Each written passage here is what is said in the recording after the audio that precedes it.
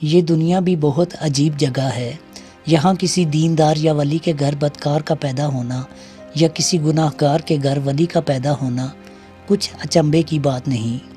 ایسی ہی دو مثالیں اللہ تعالیٰ نے قرآن مجید میں بیان فرمائی ہیں، جن کے مطابق حضرت نوح علیہ السلام اور حضرت لوط علیہ السلام کی بیویاں اللہ کے دو جلیل القدر انبیاء کے ساتھ رہ کر بھی کافر رہیں، جبکہ تاریخ میں گزرے کافر اور ظالم فرعون کی بیوی حضرت آسیہ کا شمار جنت کی افضل ترین خواتین میں ہوتا ہے۔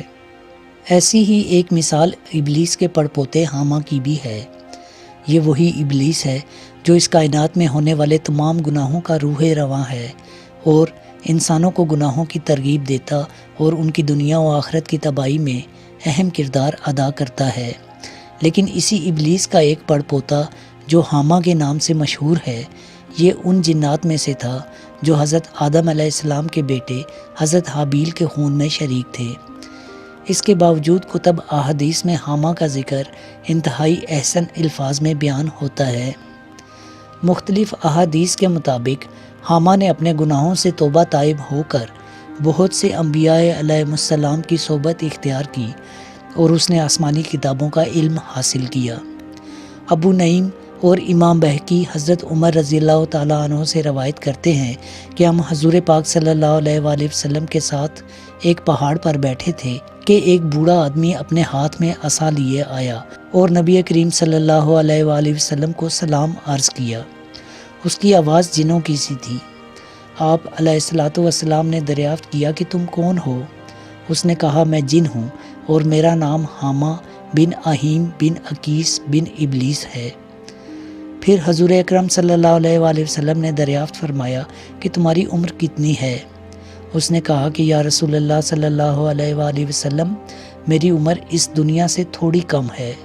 جن دنوں قابیل نے حابیل کو قتل کیا تھا، میں اس وقت کئی برس کا بچہ تھا، مگر باتوں کو سمجھتا تھا، پہاڑوں میں دوڑتا پھرتا تھا اور لوگوں کا غلہ چوری کر لیا کرتا تھا اور لوگوں کے دلوں میں وسوسے بھی ڈال دیتا تاکہ وہ اپنے اقربا سے بدسلوکی کریں۔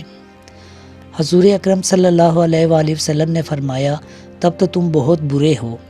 اس نے عرض کی حضور مجھے ملامت نہ فرمائیے، اس لیے کہ میں آپ کی خدمت میں توبہ کرنے حاضر ہوا ہوں۔ اس نے کہا یا رسول اللہ صلی اللہ علیہ وآلہ وسلم، میں نے حضرت نوح علیہ السلام سے ملاقات کی ہے، میں ان کی مسجد میں رہا کرتا تھا اور ان پر ایمان لانے والوں میں سے تھا۔ میں نے انہیں کہا تھا اے نوح علیہ السلام، میں ان لوگوں میں سے ہوں جو حابیل بن آدم جیسے سعادت مند بیٹے کے خون میں شریک تھے، تو کیا پروردگار میری توبہ قبول فرمائے گا؟ حضرت نوح علیہ السلام نے فرمایا اے حامہ، بھلائی کا ارادہ کر لے کہ اللہ تعالیٰ نے مجھ پر جو کلام نازل فرمایا ہے اس میں درج ہے کہ جو بندہ اللہ کے حضور سچے دل سے توبہ کرتا ہے تو اللہ تعالیٰ اس کی توبہ قبول فرماتا ہے، لہٰذا اٹھ اور وضو کر کے 2 رکعت نماز پڑھ۔ میں نے اسی وقت وہ کام کیا جس کا حضرت نوح علیہ السلام نے مجھے حکم دیا تھا۔ پھر حضرت نوح علیہ السلام نے مجھے پکارا کہ اپنا سر اٹھا، تیری توبہ آسمان سے نازل ہو چکی ہے۔ اس کے بعد میں 1 سال تک اپنے رب کی عبادت میں مصروف رہا۔ میں حضرت ہود علیہ السلام کے ساتھ موجود تھا کہ جب وہ اپنی قوم میں تبلیغ کیا کرتے تھے۔ میں نے حضرت یعقوب علیہ السلام کی بھی زیارت کی ہے، جبکہ میں حضرت یوسف اور حضرت الیاس علیہ السلام سے بھی ملاقاتیں کرتا رہا ہوں۔ میں نے حضرت موسیٰ علیہ السلام سے تورات کی تعلیم حاصل کی ہے۔ حضرت موسیٰ علیہ السلام نے فرمایا تھا کہ جب تم حضرت عیسیٰ علیہ السلام سے ملو تو انہیں میرا سلام عرض کرنا۔ جب میں نے حضرت عیسیٰ علیہ السلام سے ملاقات کی تو انہوں نے مجھ سے کہا کہ جب تم حضرت محمد صلی اللہ علیہ وآلہ وسلم سے ملو تو انہیں میرا سلام دینا۔ حامہ نے کہا کہ آج میں یہی امانت آپ صلی اللہ علیہ وآلہ وسلم کی خدمت میں پہنچانے کے لیے حاضر ہوا ہوں۔ یہ سن کر حضور پاک صلی اللہ علیہ وآلہ وسلم نے فرمایا کہ سلامتی ہو حضرت عیسیٰ علیہ السلام پر اور اس امانت کو پہنچانے والے پر بھی۔ حامہ نے عرض کی یا رسول اللہ صلی اللہ علیہ وآلہ وسلم، آپ بھی میرے ساتھ وہی معاملہ فرمائیں جو حضرت موسیٰ علیہ السلام نے کیا، یعنی انہوں نے مجھے تورات کی تعلیم دی۔ حضور اکرم صلی اللہ علیہ وآلہ وسلم نے اسے قرآن کی چند صورتوں کی تعلیم فرمائی۔ حضور علیہ الصلوۃ والسلام نے ارشاد فرمایا کہ اے حامہ، تم اپنی ضروریات ہم سے بیان کرو اور ہم سے ملاقات کرنا ترک نہ کرنا۔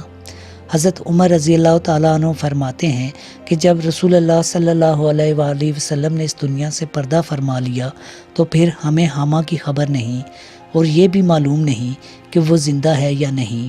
یہ حدیث حضرت انس رضی اللہ تعالیٰ عنہ سے بھی روایت کی جاتی ہے، جبکہ حضرت عبداللہ بن عباس رضی اللہ تعالیٰ عنہ سے مروی حدیث میں بھی وارد ہے۔